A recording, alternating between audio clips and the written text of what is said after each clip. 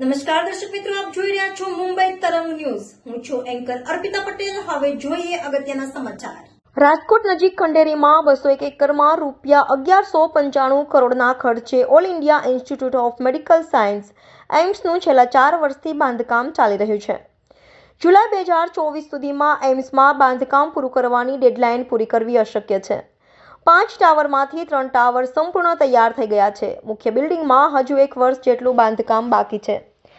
આગામી 25મીએ વડાપ્રધાનના હસ્તે 250 બેડની એમ્સ હોસ્પિટલનું લોકાર્પણ કરનાર છે, જેમાં general medicine, surgery, gynaec, paediatric, ENT, dermatology, dental સહિતના વિભાગ કાર્યરત કરવામાં આવશે.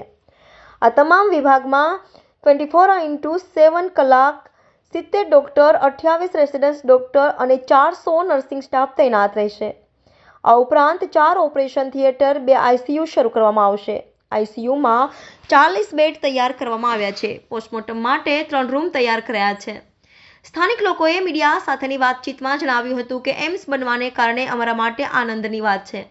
અમે અમારા ગામના ઘણા બધા લોકોને એમ્સ બનવાના કારણે રોજગારી પણ મળી રહી છે અને આજુબાજુના ગામના લોકોને પણ ઘણી બધી રોજગારીઓ મળી છે અને આગામી દિવસોમાં અમારું ગામ રાજકોટ જ નહીં પરંતુ રાજ્યભરમાં પ્રસિદ્ધ થશે, જેનો અમને આનંદ જ હોય. અને એમ્સ બનવાને કારણે અમારે બીજી જગ્યાએ સારવાર માટે જવું પડતું હતું, તે હવે ઘર આંગણે અમને સારામાં સારી સુવિધા સાથે સારવાર મળશે. સાથોસાથ અમારા ગામનો વિકાસ પણ ઘણો બધો થશે. રાજ્યની સૌપ્રથમ અદ્યતન લેબોરેટરી બની. રાજકોટ એમ્સમાં ગુજરાતની સૌપ્રથમ અદ્યતન VDIRL 3 ફેસિલિટી લેબોરેટરી બનાવવામાં આવી છે, જે દર્દીના રિપોર્ટની સાથે સાથે રિસર્ચ અને સંશોધન પણ કરશે. માઇક્રોબાયોલોજી વિભાગના તબીબ દ્વારા કોઈપણ વાયરસ અને નવા રોગ ઉપર રિસર્ચ કરવામાં આવશે. એમ્સમાં હેલિપેડ તૈયાર કરાયું. રાજકોટ એમ્સમાં પટાંગણમાં અત્યારથી જ હેલિપેડ તૈયાર કરવામાં આવ્યું છે. આગામી દિવસોમાં એમ્બ્યુલન્સ સેવા શરૂ કરવામાં આવશે, એટલે માત્ર સૌરાષ્ટ્ર જ નહીં, દેશભરમાંથી કોઈ પણ દર્દી રાજકોટની એમ્સમાં સારવાર લઈ શકે તેવું માઇક્રો પ્લાનિંગ કરવામાં આવ્યું છે. રાજકોટના 40 કિલોમીટરમાં ડ્રોનની દવા પહોંચાડાશે. રાજકોટ એમ્સથી 40 કિલોમીટરની ત્રિજ્યામાં આવતા ગામડા અને તાલુકામાં ઇમરજન્સી દરમિયાન કોઈપણ દવા આપવા માટે એમ્સ દ્વારા ડ્રોનના સંચાલકો સાથે કરાર કરવામાં આવ્યા છે. 3 કિલો સુધીનો દવાનો જથ્થો પહોંચાડી શકાશે. આ માટે પ્રથમ ટ્રાયલ પણ કરવામાં આવ્યું છે, જે સફળ રહ્યું છે. અનેક સુવિધાઓથી સજ્જ હશે એમ્સ.